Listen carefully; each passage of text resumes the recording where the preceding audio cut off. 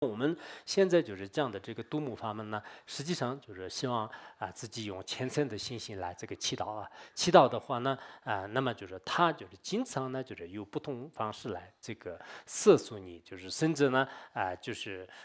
特意加持啊。这样之后就是大开智慧啊，就是很多这个先密经论的是自然而然会这个流露啊，就先密经论的内容自然而然会流露。像以前那个安徽论释啊，就是安徽论释啊，就是这个可能很多道友都是听过，就是我们以前讲过这个居士论的这个作者啊，就释亲论释的话呢，实际上人们称为第二大佛陀，就是他的最得意的弟子，甚至这个在居士的见解上呢，就是超过他的这个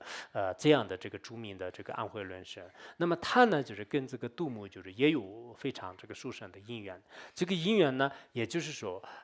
他的这个前世，这个安徽论释的前世呢，我们在以前的一些这个公案当中也是讲过就是释亲论释当时就是被这个般若摄送啊，般若颂的时候呢，就是他的这个屋顶下呢，就是有一个鸽子，这个鸽子呢，就是经常的是听到就是下面这个论释的背经的声音啊，就是背那个经典的这个声音，然后偶尔呢，就是这个鸽子啊，有时候它有这种山根吧，它在这个屋檐下呢，就是它就很欢喜的听着，有时候呢，就是在屋檐下呢，就是它很恭敬的向下低头啊，就是也有这样的说法。那后来呢，以这个因缘，他的这个相续当中种下善根，就是最后他离开这个世间以后呢，就转成一个孩童啊，就是也是一个这个好像婆罗门家还是在这样的，就是跟就是释经论是不同的一个国家，就释经论是呢，当时在现在的这个孟加拉国。然后那个这个孩子呢，就是从小的时候，基本上让说话的时候呢，他就说到，是我的这个上司呢，就是释亲大师，就是当时这两个他的父母呢，就是非常惊讶，就是从来没有听过，就是所谓的释亲人士到底是谁。他每次都是讲我要到孟加拉国去，就是见我的上司去，就是从小都是一直这样。后来呢，就是他们经过就很多年的这种大体呢，最后呢，就是知道是这个有释经论是一个特别著名的这个人呐，就著名的人。后来就是把这个孩子在7岁的时候呢，就是带到释经论师那里，然后呢，就是他们这个父母呢，就供养给这个大师，就供养给释经论师。然后释经论师呢，就是因为他们之间有这个前世的，其实有一些师徒啊，有一些人的话呢，就是确实有这个前世的一些这个因缘呐、今生当中互相这个见面以后的话呢，就是有共同的一些事业啊，就是这也是我们这个轮回当中的一种很深深的因缘关系。那么当他那个跟这个医治这个释亲论师的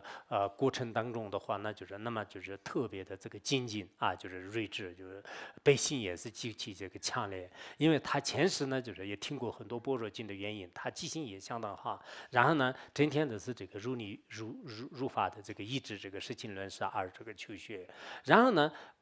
没有这个多久的时候啊。就是有一次呢，就是在这个分那个就是粮食的时候，就是那个就是安徽论师，就是那个7岁的孩子呢，他就得到一把那个豌豆啊，就是这个豌豆。这个豌豆呢，实际上那个就是他自己就是一般我们藏地也是这样的，以前的青稞啊、豌豆啊，就是得到以后孩子都就不断的吃，就是一直不断着。然后呢，就是他一直这个吃着，一直吃着的时候，后来呢，就是这个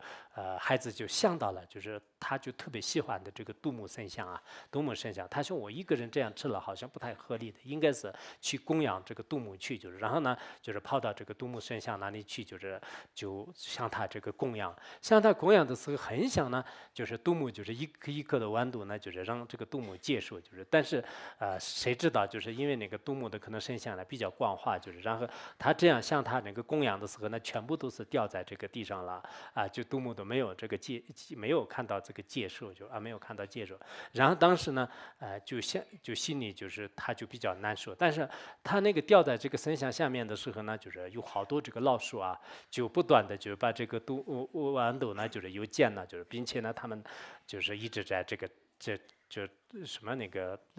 老鼠也是在打架，就吱的在打架，把他的这个最后呢，他书里面的所有的豌豆都已经供养完了，就是然后杜牧的身上呢一个也是没有牛，然后底下也是没有牛，全部都是在那个海岸当中跑出来的那个老鼠呢，就是全部都见完了，然后呢就是他就特别的伤心，就是哭起来了，就是他说杜牧啊，就是我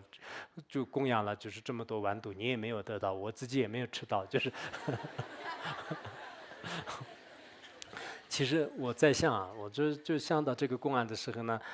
像那个安徽伦氏那么著名的话呢，他在孩童的时候呢，还是显现有点这个游子的这种现象啊，就是所以我们有些这个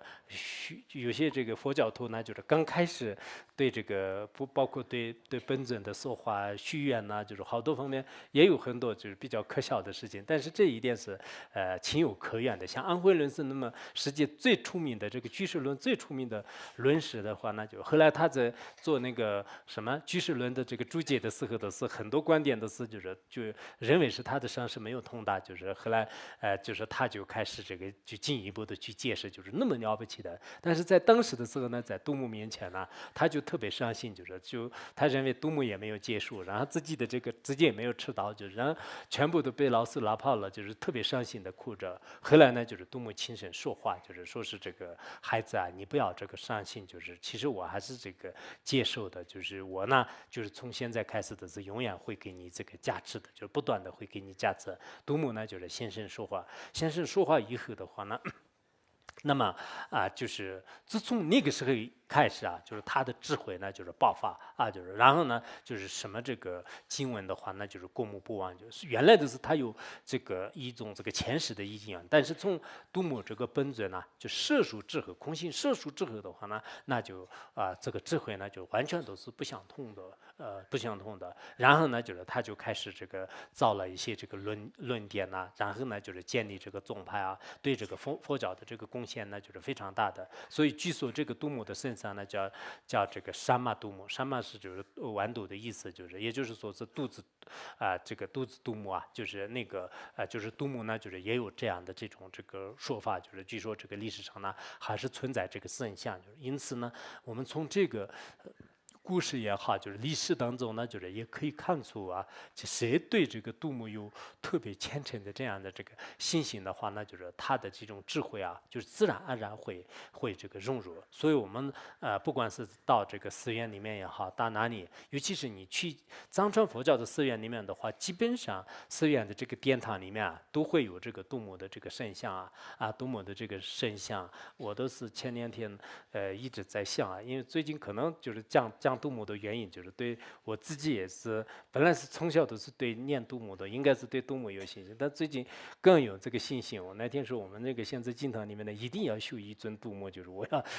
跟他们这样讲，就基本上我们也就是达成共识了。所以我们这个学院里面呢，以前有，但是呢，也是有一些这个壁画，就是也有这样的。所以以后我们到哪个寺院里面，就是有看到这个杜牧的时候呢，也更要这个祈祷啊，就是让自己有什么样的这个今生当中和这个来世的什么样的